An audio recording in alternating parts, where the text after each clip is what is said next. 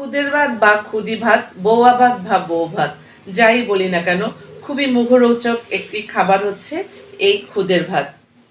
আর এই খুদের ভাত রান্না করার জন্য আমার যা যা লাগছে, এখানে আমি খুদ নিয়েছি 1.5 পট পরিমাণে, আর লাগছে পেঁয়াজ কুচি, আদা কুচি, ছোট ছোট যে রসুন আছে এগুলো আমি জাস্ট উপরে চামড়াটা ফেলে নিয়েছি, কাঁচামরিচ, শুকনো মরিচ, তেজপাতা, দারুচিনি, আর লাগছে লবঙ্গ, সামান্য হলুদের গুঁড়ো, লবণ আর পরিমাণ মতো তেল। ফার্স্টে দিয়ে দিলাম তেল, দিয়ে দিলাম পেঁয়াজ কুচি, রসুন, শুকনো মরিচ আর আদা কুচি, এখানে তেজপাতা, দারুচিনি আর হচ্ছে লবঙ্গ, একটু ভেজে নেব। আমার এই রেসিপিটি যদি আপনাদের ভালো লাগে তাহলে আমার চ্যানেলটি সাবস্ক্রাইব করুন, লাইক, কমেন্ট, শেয়ার করে আমার পাশে থাকুন। আর পাশে থাকা বেল বাটনটি ক্লিক করে রাখবেন যাতে নতুন নতুন ভিডিও আপলোড দেওয়া মাত্রই আপনারা নোটিফিকেশন পেয়ে যান। পেঁয়াজটা হালকা ব্রাউন হয়ে গেছে, এখন আমি এই খুদগুলো ঢেলে দিচ্ছি।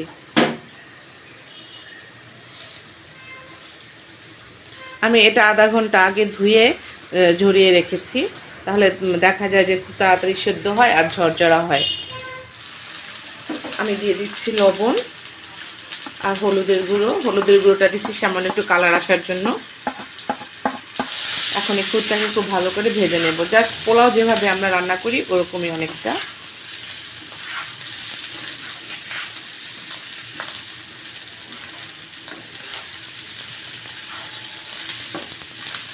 আর এই খুদের ভাত কিন্তু ঝাল ঝাল ভর্তা দিয়ে খুবই অসাধারণ লাগে খেতে। আমার চ্যানেলে 2টো শুটকির ভর্তার রেসিপি দেওয়া আছে, ওখান থেকে আপনারা দেখে নেবেন, সেই ভর্তা বানিয়ে আপনারা এই খুদের ভাত দিয়ে খাবেন।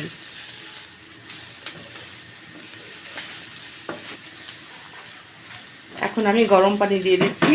এখানে একটা হিসাব আছে, যেমন পোলাও রান্না করলে আমরা 1 পট চালে 2 পট পানি দিই, সেরকম এখানেও সেম অনেকটা ওরকমই। এখানে আমি 1.5 পট খুদের চাল নিয়েছি, তো এখানে আমি পুরো 3 পট পানি দিব না, জাস্ট 2 পট পরিমাণে পানি দেব। পানিটা আমি গরম আগে বসিয়ে রেখেছিলাম।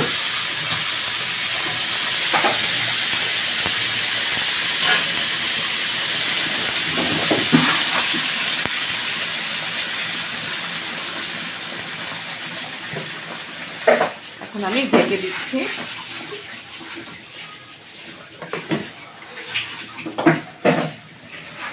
ফিরে আসলাম কিছুক্ষণ পর, পানিটা শুকিয়ে গেছে।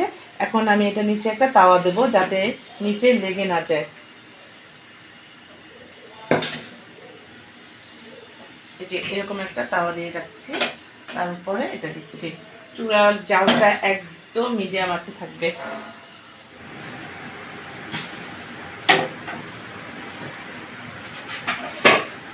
এখন দিয়ে দিলাম কাঁচামরিচ, একটু নেড়ে চেড়ে দিচ্ছি। অনেকটাই সেদ্ধ হয়ে গেছে, চুলার উপরে আর 5 মিনিট রেখে দিলেই পুরোপুরি সেদ্ধ হয়ে যাবে। ফিরে আসছি আমি 5 মিনিট পর, ততক্ষণে সেদ্ধ হতে থাক, তবে কিছুক্ষণ পর পর এসে আমি নেড়ে চেড়ে দেব। ফিরে আসলাম কিছুক্ষণ পর, দেখি সেদ্ধ হয়েছে কিনা। হ্যাঁ, সেদ্ধ হয়ে গেছে। তো হয়ে গেল আমার বৌয়া ভাত বা খুদি ভাত, যাই বলি না কেন। সবাইকে শুভেচ্ছা, আল্লাহ হাফেজ।